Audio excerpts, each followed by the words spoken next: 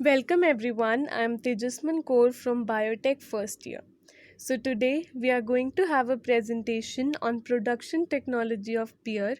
Before starting this presentation, I would like to thank Dr. Prashant Bakshi for making us do this assignment so that we can get effective knowledge regarding the production technology of horticultural crops during this lockdown period. So now let's start this presentation.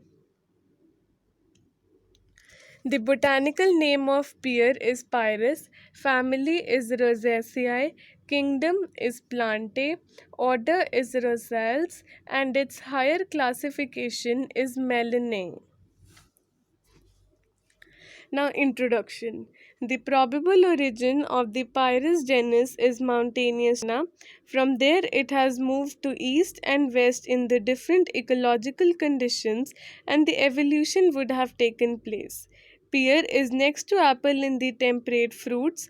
It is a rich source of carbohydrate as sugar, starch, cellulose, and minerals like calcium, phosphorus, and sulfur.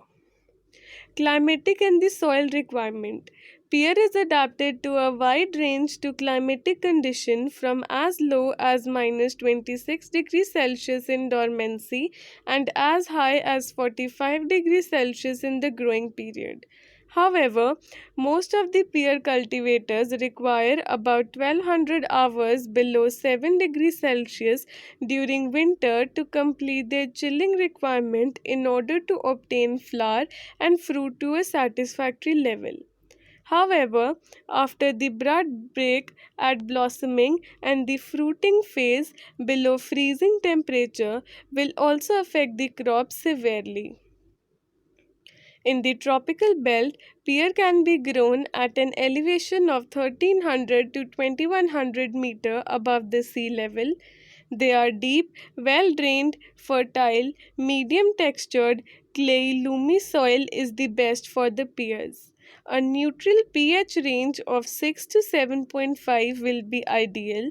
A minimum soil depth of 180 cm is required, and when compared to apple, pear is less tolerant to drought but more tolerant to the wet soils.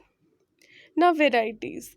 Pear cultivators can be classified into three groups, that is, the European types, Asian types, and the hybrid of European and the Asian types.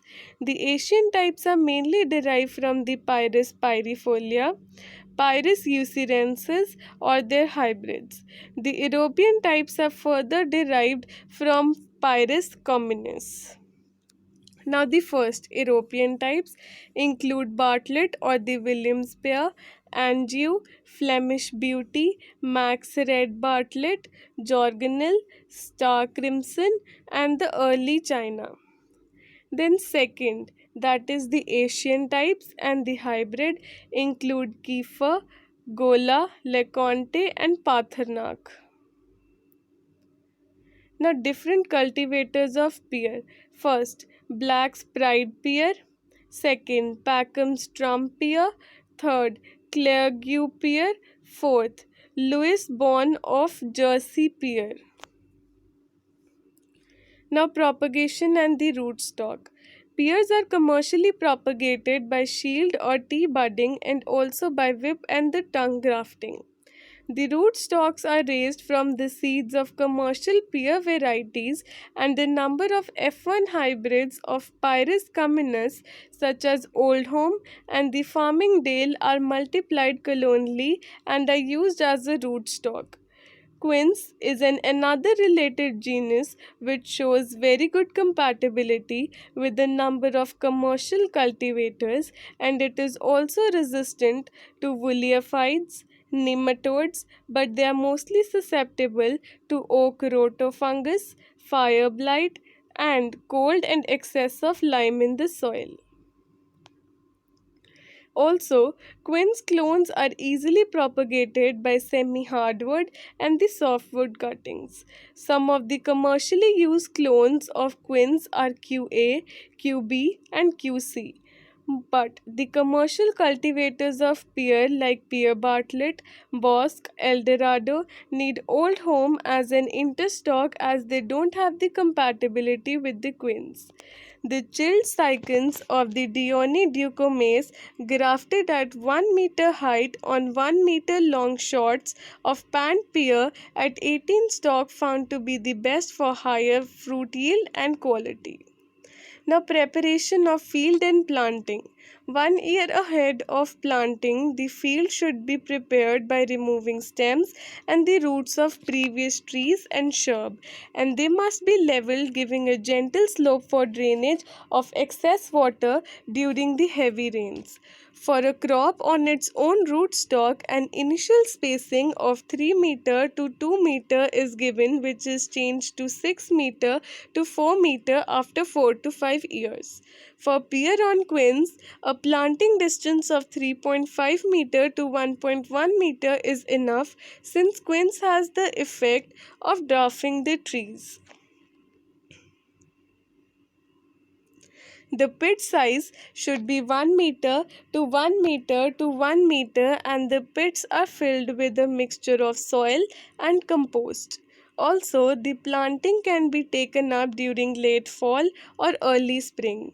Immediately after the planting, the basin should be formed and well irrigated. Now, training and pruning. Pears are trained in a number of systems like pine shape, pyramid, spindle, pallet, and trills. Among these, the pallet system and the Tatura trills are found to be commercially superior. In Tatura trills, the rows are oriented north-south. Each tree is topped to develop two arms to form Y shape in the east-west direction within 500 to 600 coach angle. Bearing trees are pruned by combining heading back and thinning out. Pear bear fruit bud on pruning arises on 2-year-old wood. Now, manures and the manuring. An optimum dose of major nutrients is 600 gram nitrogen, 150 gram phosphorus, and 300 gram potassium per tree to get the maximum yield. Normally, in pears, the response to the phosphorus and the potassium can be seen only in the soil of low availability of phosphorus and the potassium. At higher altitude, where soil pH will be less than 7, the phosphorus will not be available. Similarly, when the soil pH is more than 7, the phosphorus availability will be less. Under these conditions, the application of additional phosphorus will increase the yield. Also, nitrogen at 60 gram per tree in two splits along with the basal dressing of 40 gram each of phosphorus and potash was found to be the best in the Babugosa cultivator of low chili pear. Now, harvest, yield, and the storage. Fully mature fruits are harvested while still firm and green for distant market. For local market, they are left on the trees to get better quality fruits. At an interval of 3 to 4 days, 2 or 3 pickings are taken up.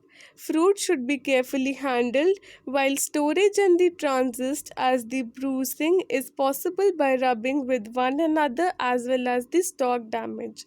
From a well-maintained orchid, an yield of 30 to 40 tons per hectare per year can be expected. The unripe fruits harvested at optimum maturity can be stored for even 5 months at the temperature of -1 degree Celsius.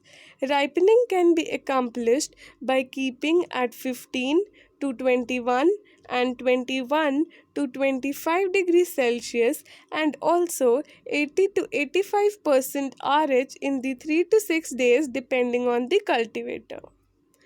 Most of the commercial cultivators require this post-harvest chilling treatment for proper ripening. When such post-harvest cold treatments are not available, the fruits can be treated with ethylene so that they ripen properly and get good quality of both taste and color.